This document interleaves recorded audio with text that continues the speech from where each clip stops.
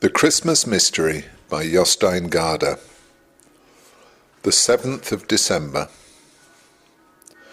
All that afternoon, Joachim kept on thinking about Caspar, the Black King who had been waiting in Denmark for Elisabet, the angel Epheriel, and Joshua the shepherd. How did he know they were coming? Did Epheriel and the king of Nubia have an agreement to meet precisely there in the year 1699?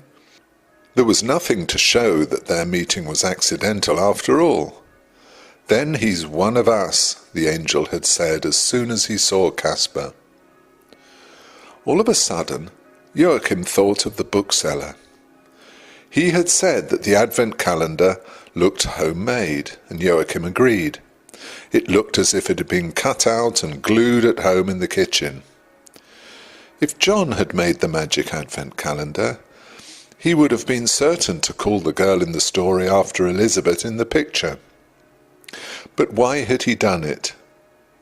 Why had he made the calendar in order to leave it in a bookshop without knowing what would become of it afterwards? In the evening, when Joachim was going to bed, he tried to push all the open doors shut again, so that he could look at the large picture properly. Then it happened again, and this time with one of the 3 wise men, who were kneeling behind the baby Jesus in the manger. His skin was dark, just like Caspar the Black King, and Joachim hadn't noticed it before. Why hadn't he discovered that? Again, he had the feeling that the picture became clearer and clearer with every day that passed. Before he put out the light, he glanced at it one more time, and thought it must be strange to be in Bethlehem exactly at the time when Jesus was born. Elisabet was on her way there, and in a way he was going along on the journey himself. When he woke up the next morning, he opened the 7th door and saw a picture of a sheep eating grass in front of some high walls. He picked up a scrap of paper that was folded over and over and read what was written on it. The 4th sheep. The angel Epheriel and the Black King Caspar had rowed Elisabet, Joshua, and the 3 sheep over the Great Belt. "We're going ashore again," said Epheriel. "This island is called Finn, and it's exactly 1,599 years since Jesus was born in Bethlehem." From the sea they ran towards a large castle on a mound between ramparts and ditches. "That's Nyborg Castle," the angel told them. "We're standing in front of the oldest royal fortress in Scandinavia." Elisabet pointed up at one of the ramparts. "There's a sheep." The angel nodded. "Then it's one of us." With that, they all leapt up onto the ramparts. The 3 sheep first, Joshua and Caspar after them, Elisabet and Epheriel last. A soldier rushed out from between the buildings in the castle. He raised a spear and shouted, "Sheep thieves!" The next moment, 3 or 4 soldiers came storming up. All of them had spears, and one of them had a kind of gun as well. The angel Epheriel confronted the soldiers, and they threw themselves down on the ground and hid their heads in their hands. "Fear not," said the angel in a gentle voice. "I bring you tidings of great joy. This sheep will come with us to the Holy Land, where the Christ child is to be born." Only one of the soldiers dared to look up. He was the one who had called them sheep thieves. "Be merciful unto us, and take the sheep with you," he cried. The sheep in question had already joined the others, as if it belonged to the little flock. Joshua struck his crook against the rampart and said, "To Bethlehem, to Bethlehem." Off they went across the green island, the 4 sheep first, Joshua, Caspar, Epheriel, and Elisabet following them. On the bank of a small river they passed a town with narrow streets and 1-story dwellings. On the outskirts stood an ancient stone church with a square tower. "That's Odense Cathedral," said Epheriel. "It's called after Canute the Holy, who was killed here in the year 1086. "What's the time by the angel watch?" asked Elisabet. "It's 1537 years after Christ. From now on, the Bible will be printed in all the languages of the world, so that everybody can read about Jesus. For in these days, the art of printing will be invented. Before this, books have had to be written by hand, and only the priests were able to read the Bible. But not many people have learned to read. Now it'll be decided that everyone must go to school." "Some years ago," said Caspar, "a Polish astronomer called Copernicus discovered that the Earth is as round as a ball and moves in orbit round the sun.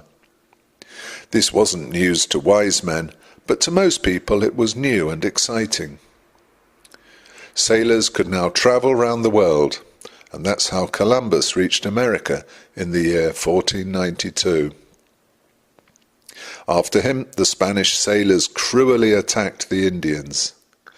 In the opinion of the kings of the Orient, it would have been better if they had kept to the ships of the desert, for there is no more peaceful animal than a camel in the desert, and peace is the message of Christmas." Elisabet was still trying to understand what the wise man had said when Joshua struck the ground with his crook. "To Bethlehem, to Bethlehem." They went on their way along a ridge that gave them a good view over Finn. Now and then they looked down on a horse drawing a plough or an ox harnessed to a cart. "It's not so flat here," said Elisabet as she ran. "But we're still in Denmark, aren't we?" The angel nodded. "Yes, indeed, and the Danes are very proud of ridges like this, but we're only 100 meters above sea level. They have called the hillsides we can see down there on the left the Finn Alps. Another ridge is called the Heavenly Mountain. In heaven we've always considered this to be a slight exaggeration." The procession had paused, and Caspar joined in the conversation again. "But it's important to be happy about the little you have. However little it is, it's infinitely more than nothing." "If the world was as round and smooth as a ball," said Elisabet thoughtfully, "there wouldn't be one single mountain on the whole earth. But then, even a rocky slope would be as exciting as the highest mountain in Norway, as long as it was the only rocky slope. So you can see how easily clever ideas travel," said the wise man. "You've been with a wise man for only a fairly short time, but you've already understood a tiny part of the heavenly wisdom. Bravo." Elisabet was glad she had said something clever for once. She felt so cheered by it that she tried again. "And if the world was as small as the moon, nobody would have complained that it hadn't been made a bit larger." "How true that is," said Caspar. "Even if the world had been no larger than a pea, it would have been as big a mystery." "But where would the little pea have come from?" "That too would have had to be created by God. It's no easier to create a pea than to create a whole solar system." Elisabet thought this was a bit of an exaggeration, for if the world hadn't been any larger than a pea, it wouldn't have had room for even Adam and Eve. "If there had been only one star in the sky," Caspar continued, "that one star would have aroused as much wonder as all the other stars together. After all, nobody goes round complaining because there's only one moon. On the contrary, if there had been 100 moons, they would only have got in each other's way. So the creation of billions of stars in the sky was an excessive exaggeration. Whenever there's too much of anything, you can stare at it without appreciating it. That's how it's possible to be out under a starry sky and fail to see a single star because of a shower of shooting stars. It was quite true, thought Elisabet. She had often looked at a sky full of stars without finding any particular one. Caspar went on. In the opinion of the kings of the Orient, God spoiled humans a bit because he created far too much at the same time.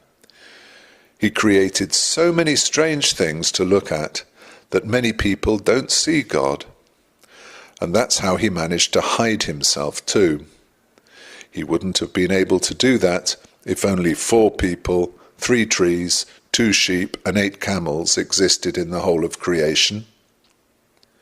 If only 1 fish could be found in the sea, people would probably have noticed how perfect it was.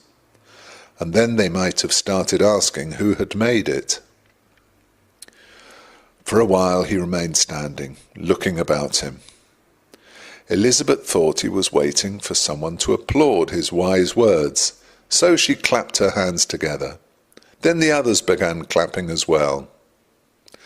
There, said Caspar.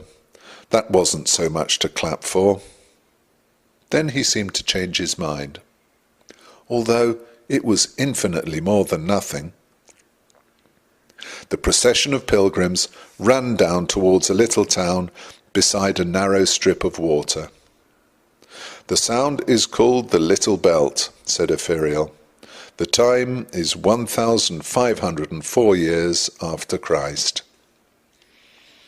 Before Elisabet was able to ask how they were going to cross the sound, Joshua was on his way towards a boat that lay moored to a little quay. In the boat sat a young man, drawing up a fishing line. When he caught sight of the angel Epheriel, he dropped the line into the sea and threw himself down with his head on the deck. Be not afraid, said Epheriel. We are pilgrims on our way to the Holy Land where Jesus is to be born. Can you row us over the little belt? Amen, replied the ferryman. Amen, amen. The angel knew his answer meant yes. The 4 sheep and the rest of the pilgrims climbed on board the boat. While the ferryman rowed across the sound, he stared and stared at Epheriel. It was probably the first time he'd seen a proper angel. He didn't even glance at the Black King Caspar. If the angel had not been with them, Elisabet thought, the ferryman would most certainly have had more than enough to do staring at the Black King. Only if the king had not been with them either would he perhaps have looked at her. She thought it was a shame that the world should be like that. When they were over on the other side and the sheep began jumping out of the boat, they said thank you and goodbye to the ferryman. As for the ferryman, he only repeated what he had already said over and over again. Amen, amen. Joachim had just finished reading what was on the paper when his mother came into the room. He screwed up the paper quickly, but Mamma saw that he was hiding something. What are you holding in your hand? Nothing, he said, only air. May I see it then? But Joachim held the ball of paper so hard that his knuckles were quite white. It's a Christmas present, he said. The words Christmas present might have been magic. At any rate, they made Mamma smile broadly. For me? Joachim nodded. Then I won't look, said Mamma. But it must be a very tiny Christmas present. It's infinitely bigger than nothing, said Joachim. So Mamma went to the bathroom. Joachim thought it was strange that everything that had to do with Christmas was so special. It was one of the most secret things in the whole world. But Mamma was mistaken about one thing. What he was holding in his hand wasn't a tiny Christmas present.